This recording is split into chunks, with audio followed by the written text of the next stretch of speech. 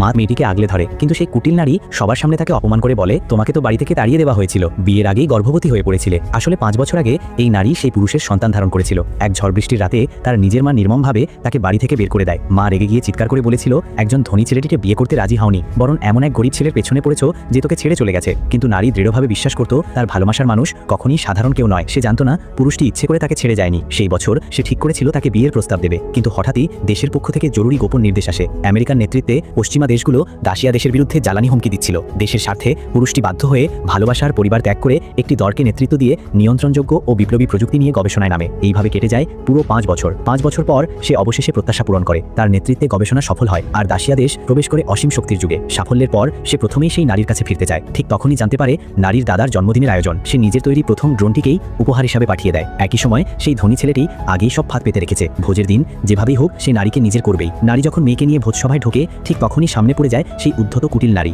এই পোশাক পরে এসেছো? আমি তো প্রায় চিনতেই পারিনি। আমি ভেবেছিলাম কোনো ভিখারি এসেছে, আর সঙ্গে একটা ছোট ভিখারি এখানে খাবার খেতে। শুনেছি সেন পরিবার থেকে বের হয়ে যাওয়ার পর বাইরে গিয়ে নোংরা জীবনযাপন